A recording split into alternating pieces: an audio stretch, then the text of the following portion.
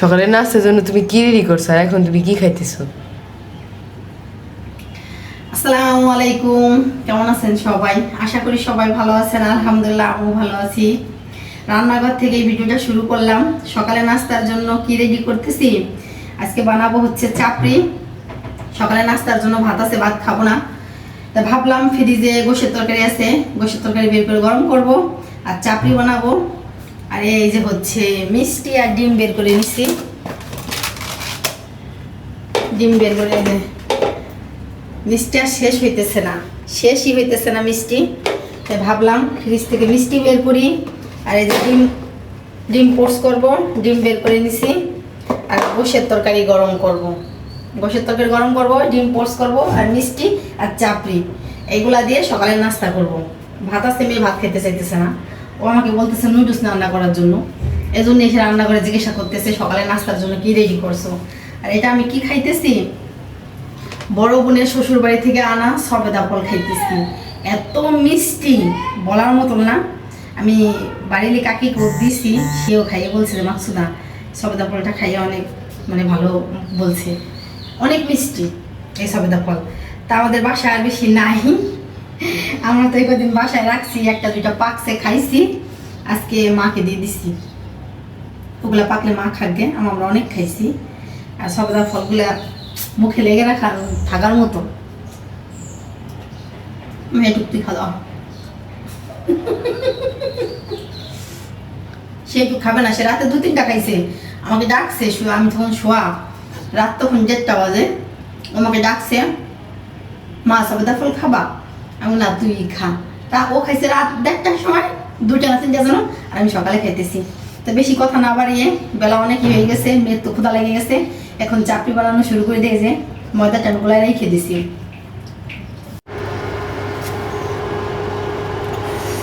কড়াই গরম হয়ে গেছে, এখন দিয়ে দিই। কি সুন্দর গোল হয়েছে না ভাইয়া? হ্যাঁ, ফুলে গেছে। এটাই বানাইলে কিন্তু এরকম ফুলে যায় আর গোল হয়। বাড়ির চুলায় কিন্তু মাটির চুলায়, আর তাও আমি বানাইতে পারতাম না, আমার হাতের এই জায়গা তাপ লাগতো, হাতের এই জায়গাটা তাপ লাগতো, আর এই জায়গাটা তাপ লাগতেছে না, এই জন্য এরকম সুন্দরভাবে বানাইতে পারি। আর ই কর ভাইয়া, ফ্রিজ থেকে গোশের তরকারিটা বাইর কর। না, আমি গোশের তরকারিতে খাবো না, আমি ডিম দিয়ে খাবো। আমি খাবা না, তুই বাইর কর যা। গোশের তরকারিতে খাবি না, গোশের তরকারিতে তো খাইলে চাপড়ি মজা লাগবে না, ডিম দিয়ে খেলে বেশি মজা লাগে। আর একটা জিনিস আপনাদের দেখাই, ধনেপাতা আমি এত পছন্দ করি দেখে দেখেন বেশি করে ফ্রিজে এনে রাখছিলাম, তারপর ফ্রিজে এতদিন থাকার পরে নষ্ট হয়েছে। বাইরে থাকলে তো আমি এতদিন রাখতে পারতাম না।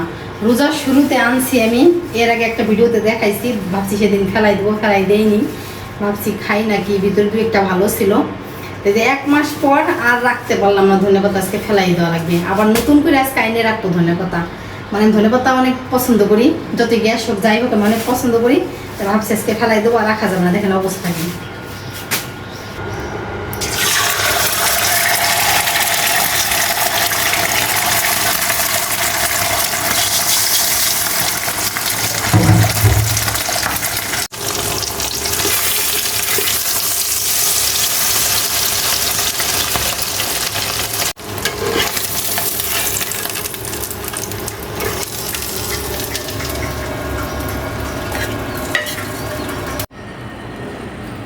মাহি খা।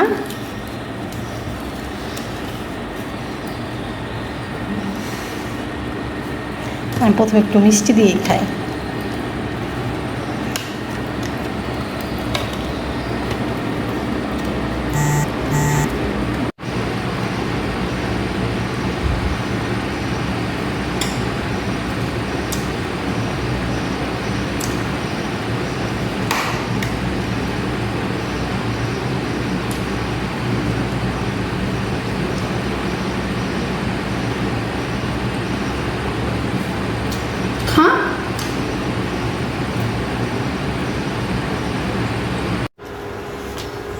সকালে নাস্তা করার পরে আমার মেয়ে আবার ফ্রিজ থেকে তরমুজ বের করে নিছে। সকালে নাস্তা করছি তো আমরা, তখন বাজে 9:30 না মাহিয়া? এখন বাজে হচ্ছে 11:30। এখন আমার মেয়ে বলতেছে তরমুজ খাবো, তা ফ্রিজ থেকে তরমুজ বের করে যে কেটে নিতেছে। দেখেন না তরমুজের অবস্থা, রক্ত শূন্যতা তরমুজ। যদি কাইটে আনা যায় তাহলে মনে করেন ভালোতা পাওয়া যায়, আর কাইটে যদি না আনা যায় তাহলে এই যেরকম রক্ত শূন্যতাই পাওয়া যাবে। আমি আবার এদিকে দুপুরে রান্না চড়াই দিছি, তা ভাত বলক চলে আসছে।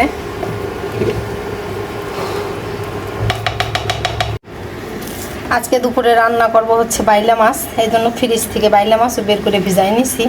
আমি তো আবার 2 দিন পর পর মাছের বাজার করি না, যেহেতু মহিলা মানুষ একবার একটু বেশি করে করি তাতে বেশি দিন খাইতে পারি, পরে আবার শেষ হয়ে গেলে আবার তখন মাছের বাজার করি। তো বাইলা মাছ, বাইন মাছ, রুই মাছ, পাবদা মাছ একসাথে বাজার করছিলাম। তো এখন এই তারিখের মাছ আনার পরে, মানে এই তারিখ যে বাইলা মাছটা আনছি, এই মাছটা আনার পরে এখন পর্যন্ত বাইলা মাছ খাওয়া হয় নাই।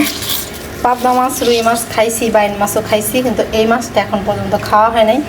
তো ভাবলাম আজকে বাইলা মাছ ভুনা করব। ভুনা কি আলু দিয়ে, বেগুন দিয়ে, টমেটো দিয়ে একটা গামাখা তরকারি করব। আর বাইলা মাছগুলো কিন্তু অনেক বড়, এর থেকে ছোট হইলে চচ্চড়ি করে ফেলাইতাম। ঈদ গেছে আজকে 10 দিন হয়ে গেছে, ঈদের ভিতরে মজাটা আনা হয়েছে। একটু একটু করে খাইতে খাইতে আজকে যে এইটুকু আছে আজকে আবার ফিনিশ করে দিই। ফ্রিজ আর কতদিন রাখবো বলেন?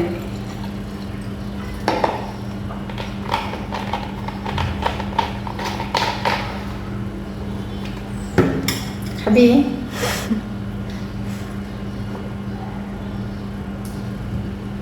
তরমুজ খাবো।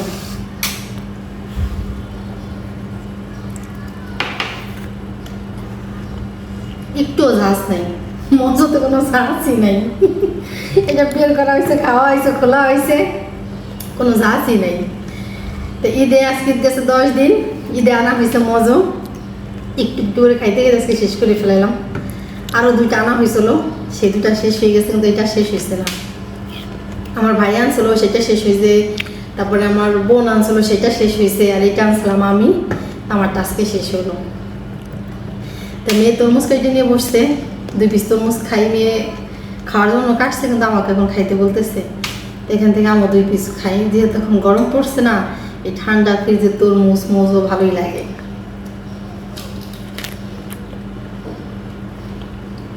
একটু মিষ্টি না, দেখতেও সাদা, খাইতেও সাদা।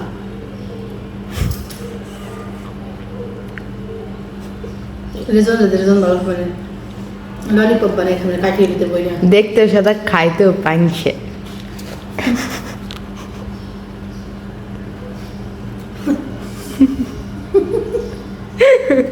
খাইতে আবার সাদা হয় কিভাবে?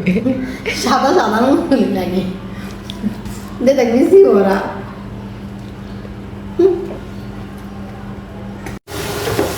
বাইলা মাছ রান্না করার জন্য এই তো কড়াইতে পেঁয়াজ দিয়ে দিচ্ছি, পেঁয়াজটা একটু ভাজে নিতেছি। হালকা ভাজে নেওয়ার পরে এর ভিতরে পরিমাণ মতো সব মশলা দিয়ে কষাই নিব, তারপরে সবজি মাছ দিয়ে দেবো এর ভিতরে। আর পেঁয়াজটা একটু বেশি করে দিছি, ছোটো মাছ রান্না করলে পেঁয়াজের পরিমাণটা একটু বেশি দিলে মজা লাগে তরকারি। ঈদকে সামনে রেখে বেশি করে মশলা ব্লেন্ডার করছিলাম।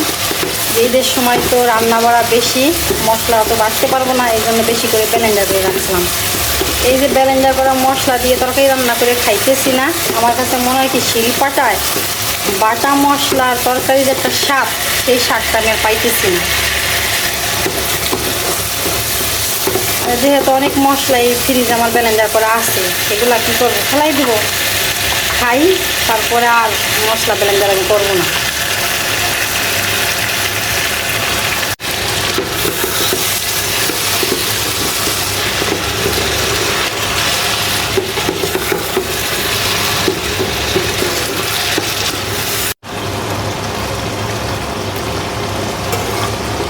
বাইলা মাছের তরকারিটা আমি একটু মাখা মাখা ঝোল রাখতে চেয়েছিলাম, পরে ভাবলাম কি না, মাখা মাখা ঝোল রাখবো না, একবার টানাই ফেলাবো, কড়াইয়ের সাথে লাগাই ফেলাবো, একটু 1 পিঠ মানে একটু পোড়া পোড়া করবো, এরকমভাবে পোড়া পোড়া করবো তাতে মজা লাগে। এই যে না, যেহেতু তরকারি হয়ে গেছে প্রায়, তারপর ধনেপাতা টমেটো দিয়ে দিছি। পাশের বাসার ভাবিস ছেলে আমাকে বলছিলাম নিচ থেকে আমার একটা আম কুড়াই এনে দে, ও যদি আমাকে আম এনে দেয় তাহলে আম দিয়ে ডাল দিয়ে রান্না করবো, আর যদি আম না পাই তাহলে আম ডাল রান্না করবো না। আম দিয়ে ডাল দিয়ে খাইতে অনেক মন চাইতেছে। এই তো আমার বাইলা মাছের ভাজি রান্না করা হয়ে গেছে, দেখলেই বোঝা যাইতেছে যে আমার বাইলা মাছের ভাজি কতটুকু লোভনীয় হয়েছে। মানে ধনেপাতা টমেটো দেওয়ার কারণে মানে শাকটা একটু বেশি হয়েছে, আর ধনেপাতা দেওয়ার পরে তো এত সুন্দর একটা ঘ্রাণ বের হইতেছে বলার মতন না। একেবারে টানাই ফেলছি কড়াইয়ের সাথে। নিচে যে কড়াইটা একটু ধরাইছি ওইটাই যে অনেকক্ষণ মধ্যে কড়াইতে রাখবো, তারপর নিচে তেল চাপ পরে ওইটা ঠিক হয়ে যাবে। মানে ওরকম পোড়া পোড়া করলে মানে এত পোড়া করি নেই যে তরকারি স্বাদ নষ্ট হয়ে যাবে, মানে এরকমভাবে পোড়া পোড়া করছি ওইটাই স্বাদ হবে আর কি। গতকালকে তো বৃষ্টির কারণে মেয়ের গ্যারেজ বানাতে যাইতে পারিনি, এখন একটু ফলে ফলে যাইতেছি। গতকালকে তো মাগরিবের আজানের পরে যাইতেছিলাম, আর আজকে আসরের আজানের পর পরে যাইতেছি, একটু তাড়াতাড়ি যাইতেছি। আর আজকে মেঘ নাই, বৃষ্টিও আসবে না, তারপর আজকে একটু তাড়াতাড়ি যাই।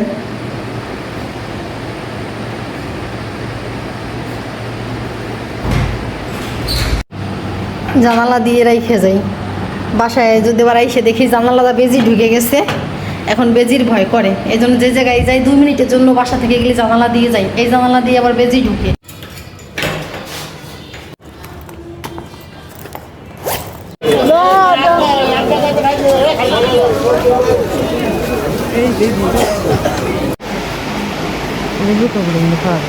হ্যাঁ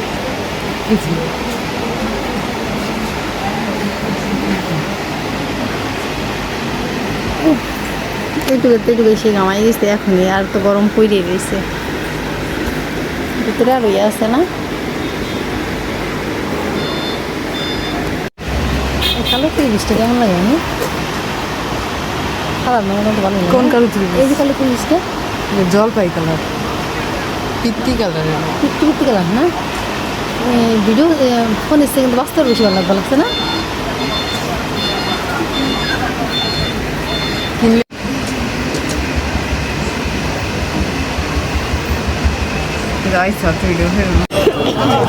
কাঁচা মজা করে নিয়ে যাবো নি?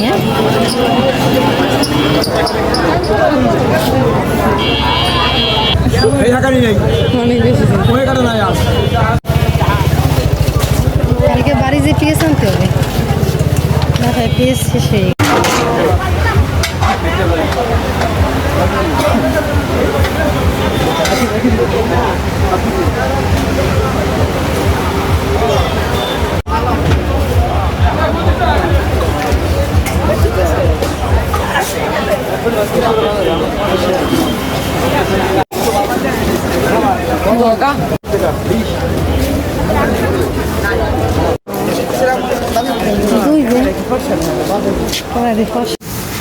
পুঁই শাকটা আমাদের ই করলাম, বাসায় সবজি আছে, তারপর পুঁই শাকটা দেখে একটু পছন্দ হয়েছে।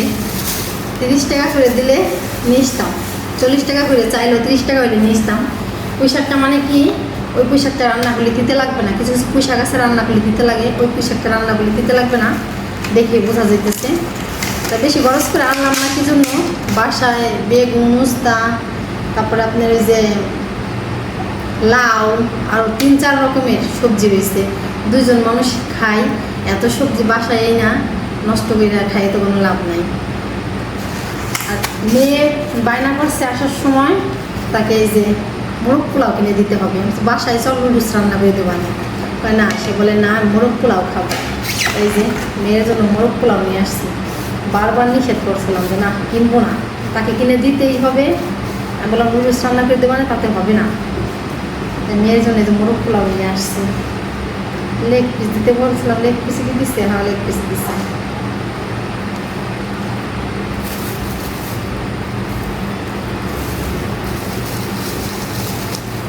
সব কিছু রেডি করে নিতেছি, তারপরে তুই খাইয়ে বললে বস। এই মোরগ পোলাও যদি না নিয়ে আসতাম তাহলে তো ঘুমই হইতো না মনে হয়, যতই বাসায় আমি নুডলস রান্না করে দিতাম ওই তো পেট ভরতো না।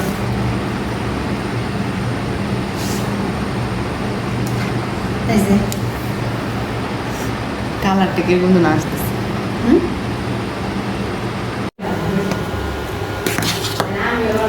মেয়েকে মোরগ পোলাও এনে খাইলে কি হবে, এখন আর বলতেছে নুডলস রান্না করে দাও, দেখছেন?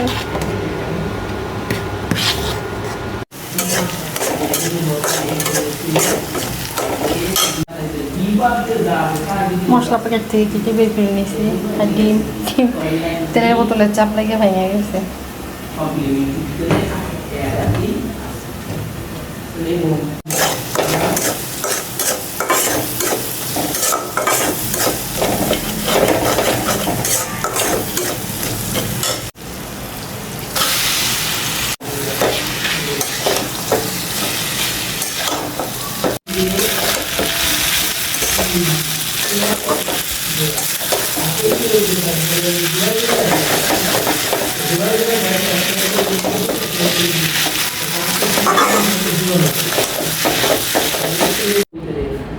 বিবি এবং এক্সামে আমি এর ভিতরে ওয়াই যাবে আমি সি ভিতরে